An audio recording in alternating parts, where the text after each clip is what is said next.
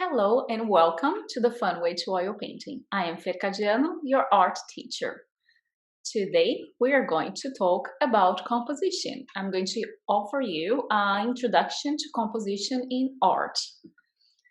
So what is composition? Composition is the arrangement of the visual elements in a painting or other artwork. A strong composition is the starting point to give your painting a solid foundation. Good composition is essential to the success of a painting. When done well, it draws the viewer in and then moves the viewer's eye across the whole painting so that everything is taken in.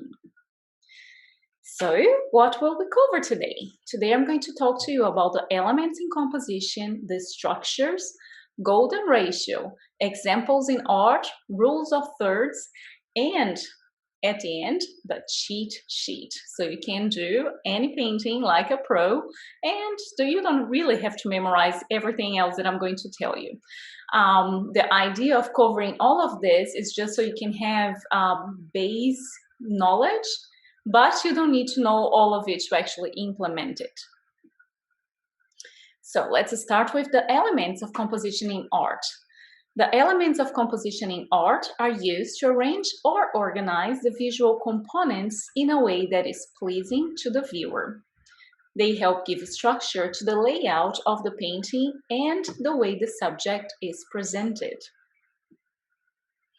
So here I have a few examples of the elements of composition in art. I'm just going to show what they are, but I'm not going to explain each one of them. This would give you a full other class. So when you're looking at composition, you're going to pay attention to the unity of what is presented in that canvas, the balance of your elements in a canvas, the movement that is created by how you put them all together.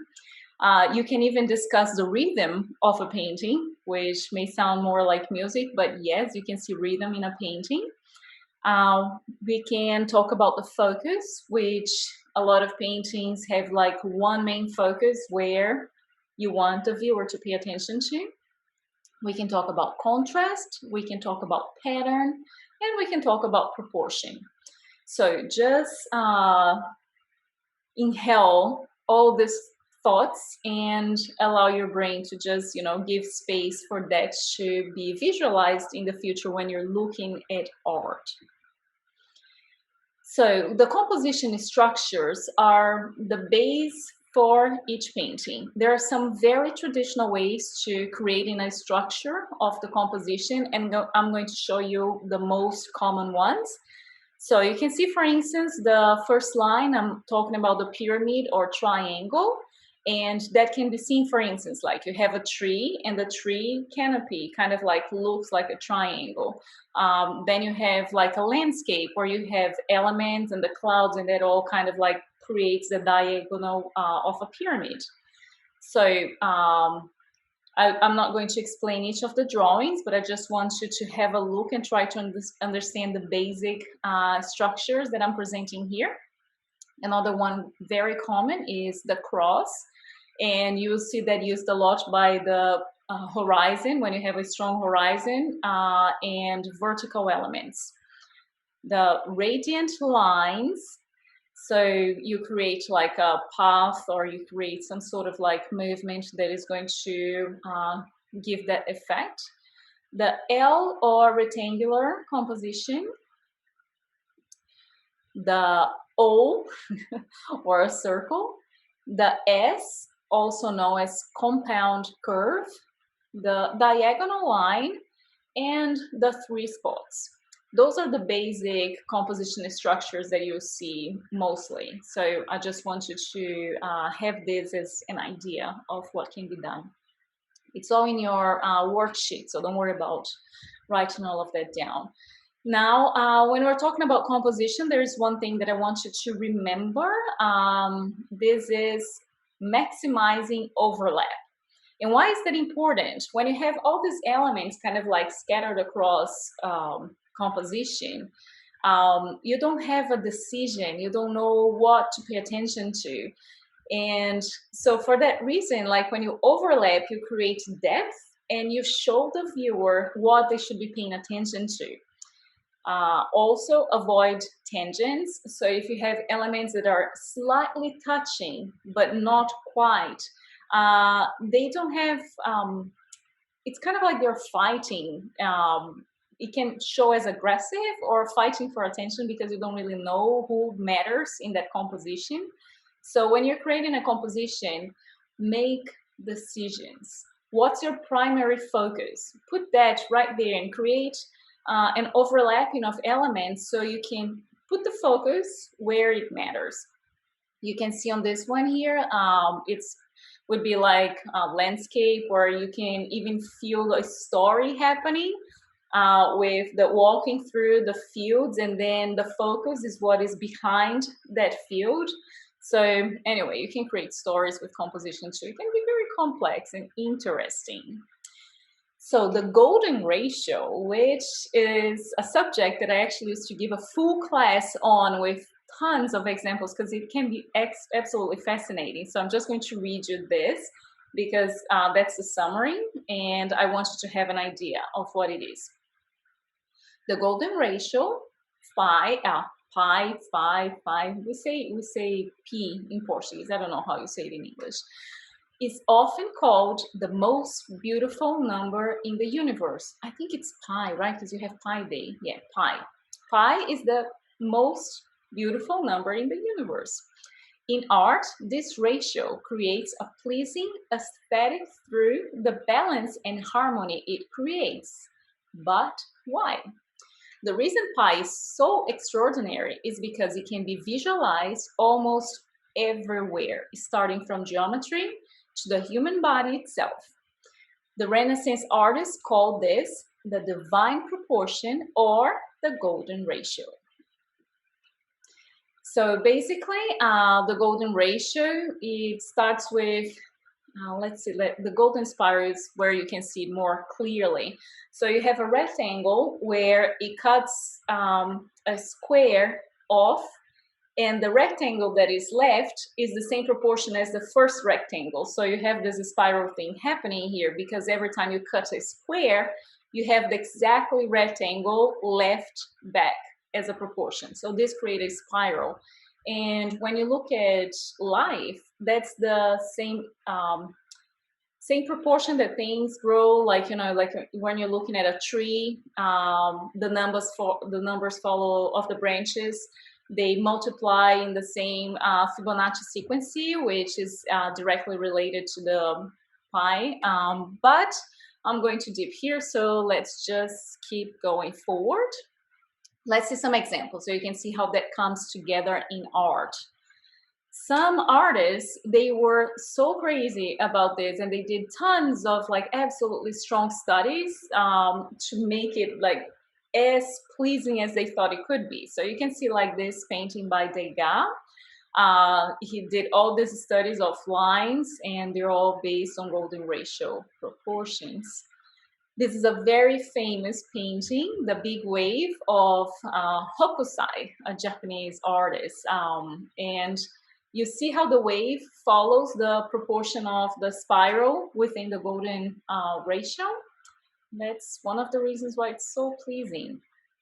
Then when you look at Michelangelo, you know, everything from the little toe to everything else is based on the golden proportions.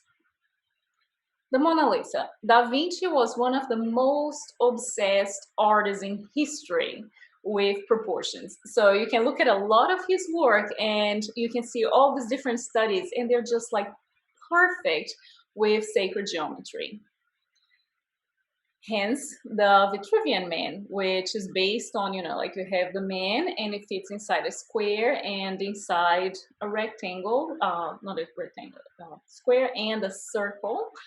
So you can see like where's the actual center of the man. He puts like on the circle is the belly button, and when you have like the square here is the other part. So it's the human golden ratio. Then you have Salvador Dali, you have Seurat. He was another one that was obsessed with the right proportions. And you'll find this in architecture. A lot of the most famous buildings in history, they follow golden proportions. And you will see in design as well. The biggest brands out there, they all have harmony with the golden ratio. So besides the golden ratio, you can see how it's applied in other ways. So let's look at some ideas. Simplicity, that's one of my favorites. When less is more. See, this one is a photograph. I actually took this photo on a sunrise here in my neighborhood, and why is it so pleasing? You know, like it's the simplicity of it. It's the reflection of the sky in the water, and it has like this just expansion of your mind. This one's another simple, pleasing. People seem to like a lot when you have like white background around it. So you keep it simple. There's like one object, one focus. This one as well follows the same concept. This one is a drone photo that I took over the beach here. So again, just very simple. One focus object, simplicity on the choice of colors. And then we can go into lines. You can use them to enhance the drama and tell a story. This is one of my favorite ones. It's an awarded piece. And the lines, see here, like I use the pyramid, but in an inverted composition. And when you have like such a strong line coming here on this path, it invites you to walk across that bridge. So you can use like strong lines to really create a story and talk to your observer. In this one, I use the lines to actually change the focal point. So the ground is what creates this space where you feel like you're really far, but you can see the focus at the end. This one, again, like repetition of lines, it creates a pleasing composition. Then you can look into shapes, how they interact with each other in the frame. So this one, we have like a few strong shapes, which is a building at the back, you have the flag at the front, and they all kind of like, hug each other. In this one, you have like the shapes of the buildings in the back, the shape of the lake itself, and then the shape on the corner of the painting. So they all create a story. Now framing, not as in framing itself, but framing with composition is something that is very interesting. That creates a super comforting composition. So you set a focal point by framing around it. In this piece, how it's framed is by the bottom. It has like all this green, and then it's embraced through the top by the trees. In this set here, there's quite a few different options, like the one on the top left, it's framed by the tree and that green leaf, so you can see the bridge as your main object. Then you have like the center one, you have the buildings framing with the tree pointing towards the Empire State Building at the back. The one in the bottom left is a shop, and it's literally framed by the window. So you can see, you can put the attention focus on the people sitting in the middle couch. Then on the top you have like this jaguar, it's framed by the branches, and this last one is native, framed by the green around it. So a few options. Now we can look at symmetry and pattern. They're also another great way to create balance in your painting. So this painting, it has both symmetry, where you have the main focal object right in the center, dead spot on, and then the pattern created by, you know, the feathers of the peacock. This one, again, it follows the symmetric pattern, and the stars creating a pattern of itself. Now this one is using symmetry, both of them, like you can almost like divide and mirror each of those pieces. And now we are down to our favorite trick. So the rule of thirds, it works. Professional or amateur, it is the easiest solution in the whole package of composition. So rule of thirds, you have here, when you look at this painting with the lighthouse is placed on top of a third of the painting to that side. And the same is applied on the horizon. So this painting will use the structure that showed in the beginning, the L structure. So you have like one main vertical and one main horizon. Now on the other side here, we have also like similar structures, which you may not notice at first, but they're also like that, you know, so you have like the flag there is on a third of the painting. The dunes, even though like it's slightly diagonal, it also covers like the bottom third, leaving 2/3 to the top. The toucan is also like, if you see the black part of the body, if you ignore the wings, it is placed on a third of the painting. Same with the branch underneath. So when you look at it as a whole, it has the rule of thirds composition.